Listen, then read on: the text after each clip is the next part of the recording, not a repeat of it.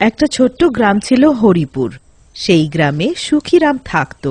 তার কাছে অনেকগুলো গরু ছিল। তো সুখীরামের ব্যবসাও গরুর দুধ বিক্রি করে হতো। একদিন তার স্ত্রী গেন্দা বসে গরুর দুধ বার করছিল। হায় ভগবান, সকাল থেকে এই গরুর দুধ বার করে যাচ্ছি, এত পরিশ্রমের পরেও এই কটা টাকাই হাতে আসে। তুমি ঠিকই বলেছ, এই গরুকে খাওয়ানোর জন্যই সব পয়সা শেষ হয়ে যায়, কিছু বাঁচেই না। হ্যাঁ গো শোনো, আমি যে বলছিলাম, আমার মাথায় একটা উপায় বেরিয়েছে যাতে আমরা অনেক তাড়াতাড়ি বড়লোক হতে পারি। আচ্ছা, তাহলে দেরি কিসের? শিগগিরই বলো, উপায়টা কি? উপায় এইটা যে আমরা এই গরুর উপরে গোল্ডেন রং করে ওটা বেশি দামে বিক্রি করতে পারবো। কি বলছো তুমি? যদি ধরা পড়ে যাই তাহলে? এরম কিছু হবে না, তুমি সব আমার উপরে ছেড়ে দাও। তারপর আর কি, মধ্যরাতে সুখীরাম আর তার স্ত্রী গেঁদা একটা গরুর উপর গোল্ডেন রং করে। গরুটাকে রং করার পরে সে যেন সোনার মতো চমকে ওঠে। এইটা দেখো, লাগছে না একদম সোনার? আরে বাহ! আরে এটা তো কোনো জায়গা থেকে কোনো সাধারণ গায়ে দেখতে লাগছে না। তুমি তো কেরামতি দেখিয়ে দিলে। কাল আমরা এটা বিক্রি করব আর বড়লোক হয়ে যাব। এরম ভাবে একটা একটা করে সব গরু বিক্রি করে দেব। সকাল হতেই সুখীরামের কাছে দূর দূর থেকে লোকেরা আসে গরুর দুধ নিতে। তখনই একটা সাহেবের নজর সেই গরুর উপর পড়ে। এটা এটা এটা কি করে হতে পারে? এটা তো সোনার গরু। সোনার গরু আবার হয় নাকি? হ্যাঁ সাহেব, এটা সোনার গরু। আর এই গরু শুধু আমাদের কাছেই আছে, আর কারুর কাছে নেই। আর এইটা কোনো সাধারণ গরু নয়, এটা জাদুর গরু। এ সোনা বার করে, সোনা। আচ্ছা, এই গরু সোনা দেয়? তাহলে তোমরা কেন বড়লোক হওনি? তোমরা তো এখানে দুধ বিক্রি করছো। আরে বড়লোক বাবু, এইটা ভিতরের ব্যাপার, কাউকে বলবেন না। আমরা আসলে গরিব হওয়ার নাটকটাই করে যাই। আচ্ছা, তাহলে দেরি কিসের? এই নাও টাকা, আর গরুটা আমাকে দাও। তারপর সাহেব সেই গরুটা নিয়ে নিজের বাড়ি চলে যায়। টাকা হাতে নিয়ে দুজনে অনেক খুশি হয়ে যায় আর নাচতে থাকে। রাত হয়, তার অন্য একটা গরুর গায়ে গোল্ডেন রং করে তাকেও সোনার মতো বানিয়ে দেয়। পরের দিন সুখীরাম নিজের সোনার গরুকে বাজারে বিক্রি করতে যায়। কিন্তু রাস্তায় একটা লোক প্রকাশ সুখীরামকে দাঁড় করিয়ে জিজ্ঞেস করে। ওরে বাবা, এরকম গরু তো আমি আগে কোনোদিনও দেখিনি। এইটা কিরকম গরু? এইটা একটা গরুই, আর এইটা সাধারণ গরু নয়, এটা সোনা বার করা গরু। সত্যিকারের নাকি? আর না তো কি, এই গরু আমার কাছে অনেক বছর ধরে আছে। তুমি তুমি কি নিজের গরু বিক্রি করবে? আমি এর পুরো টাকাটাই তোমাকে দেব। আচ্ছা, তুমি যদি এত করে বলছো তাহলে নিয়েই নাও। কিন্তু একটা কথা মনে রেখো, একে কিন্তু চান করাবে না। তা কেন? আমি এটা এই জন্যে বলছি, কারণ এটা সোনার, তাই তো। আর জল ঢালে এটা কালোই হয়ে যাবে। সুখীরাম নিজের দ্বিতীয় গরুটাও বিক্রি করে দেয়। সুখীরামের অবস্থা এখন ঠিক হয়ে যায়। সে আস্তে আস্তে বড় লোক হয়ে যাচ্ছিল। অন্যদিকে সাহেব গরুর মুখের আগে বসেছিল। আরে আমার গরু, একটুখানি সোনা বার কর। আরে 2 দিন হয়ে গেছে এই গরুটা কিনে, কিন্তু এখনো এই একটাও সোনা দিল না। তোমার 2 দিন হয়ে গেছে এই গরুটাকে এনে, কিন্তু তুমি একে পেট ভরে খাবার খাইয়েছো কি? হয়তো পেট ভরে খাবার খাওয়ার পরেই সে সোনা বার করে। ওই গরুর লোকটা এরকম কিছু তো বলেনি আমায়। ঠিক আছে, একে আমি খাবার খাওয়াই। সাহেব নিজের বউয়ের দ্বারা গরুর জন্য ভালো ভালো খাবার বানাতে আরম্ভ করে আর গরুটাকে খাওয়ায়। অন্যদিকে গরুও আনন্দে খেয়ে যায়, খেয়েই যায়, যেন সে আগে কোনোদিন এত ভালো খাবার খায়নি।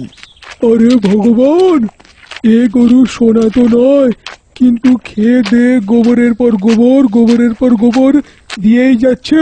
তারপর আর কি, সাহেব অনেক রেগে যায়। রাগের মাথায় সাহেব গরুর উপরে বসে যায় আর জোরে জোরে লাফাতে থাকে। আরে কি শয়তান গরু রে, এত লাফানোর পরেও সোনা বার করে দিচ্ছে না। তাছাড়া এই গরুটা সারা বাড়িতে দুর্গন্ধ ছড়িয়ে দিয়েছে। সারা বাড়িতে নাক বন্ধ করে ঘুরতে হচ্ছে। অন্যদিকে প্রকাশের সাথেও সেই একই অবস্থা ছিল। সে গরুটাকে আদর করে বলে, আজ থেকে তুমি আমার পরিবারের সদস্য। তুমি অনেকই মিষ্টি দেখতে, তুমি মিষ্টি তো, তাই জন্য আমি তোমার নাম মিষ্টি রাখবো। আচ্ছা, আমাকে সোনা বার করে দাও।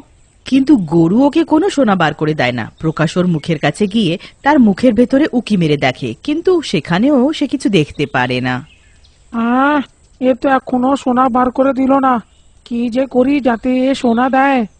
হ্যাঁ, একে কিছু ভালো মন্দ খাওয়ানো হোক।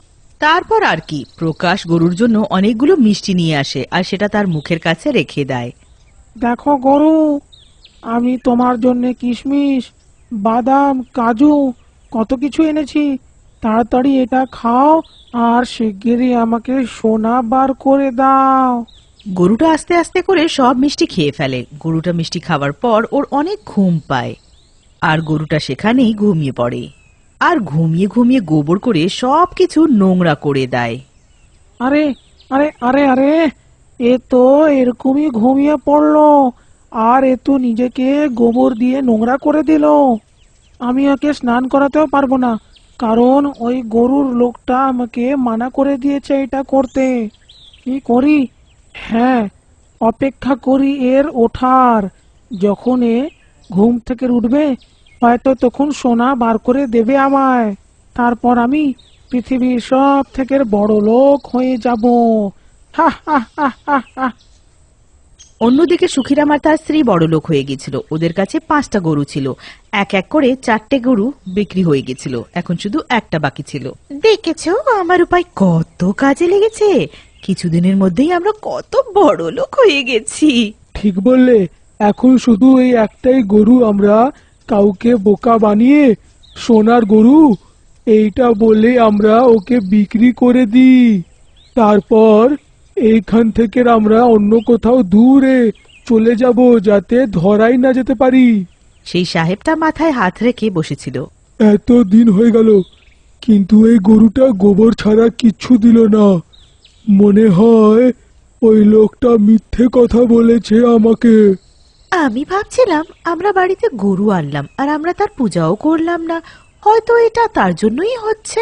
মনে হচ্ছে মা গুরু আমাদের উপর রেগে গেছে। তুমি একটা কাজ করো, একে গিয়ে নদীতে স্নান করিয়ে আনো, তারপর আমরা এর পুজো করব। ওহো, কিন্তু এই গরুর লোকটা মানা করেছে একে যেন চান না করায়। নদীর জলে এই গরুর কিছু হবে না, কারণ নদীর জল একদম শুদ্ধ হয়। তারপর আর কি, সাহেব গরুর গলায় দড়ি বেঁধে নদীতে নিয়ে যায় আর নদীতে গিয়ে ও দেখে যে নদীতে আগে থেকেই সোনার 3টে গরু ছিল আর যারা যারা সেই গরুগুলো কিনেছিল তারা সবাই সেই গরুকে স্নান করাচ্ছিল। এ এ এ- এ আমি কি দেখছি?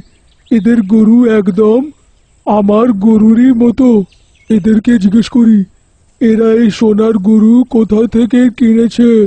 তারপর সাহেব নিজের গরুটাকে নদীতে নিয়ে যায় আর বাকি লোকেরাও ওদিকে তাকায়। আরে ভাইয়েরা, একটা জিনিস জিজ্ঞেস করার ছিল। আমার কাছে যে গরু আছে এরকমই আছে, তোমাদের কাছেও কি সোনার গরু আছে? হ্যাঁ, আমিও তাই ভাবছিলাম, আমাদের মতন গরু আপনার কাছে। কিন্তু ওই লোকটা তো বলেছিল এই সোনার গরু শুধু ওর কাছেই আছে আর কারুর কাছে নেই। হ্যাঁ, আমাকেও তাই বলেছিল ওরা। এই গরুটা অনেক নোংরা হয়ে গেছিল, তাই আমি নদীতে নিয়ে চান করাতে এলাম। কিন্তু এখানে এসে দেখলাম আপনাদের কাছেও একই সোনার গরু আছে। তারপর তারা সবাই জানায় যে প্রত্যেকে সেই গরুওয়ালার কাছ থেকে সেই গরুটা কিনেছে। কিন্তু ও আমাদের মিথ্যে কথা কেন বললো? এতটা বলার পরেই তারা দেখে যে তাদের সবার গরুর গোল্ডেন রংটা জলের সাথে ধুয়ে পড়ে যাচ্ছে।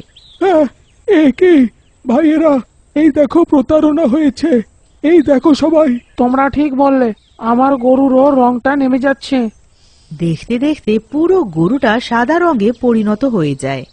এর আগে অন্য কাউকে এরা প্রতারণা করুক, আমাদেরকে এদেরকে ধরতে হবে।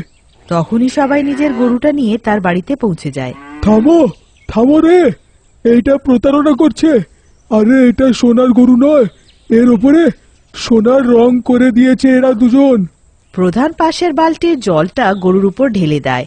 জল পড়ার সঙ্গে সঙ্গেই গোল্ডেন রংটা ধুয়ে পড়ে যায়। আমরা লোভী হয়ে গিয়েছিলাম, তাই এরম করলাম, আমাদের ক্ষমা করে দাও, আর কোনোদিন এরম করব না। তারপর তারা সবাইকে তাদের টাকাটা ফেরত দিয়ে দেয়।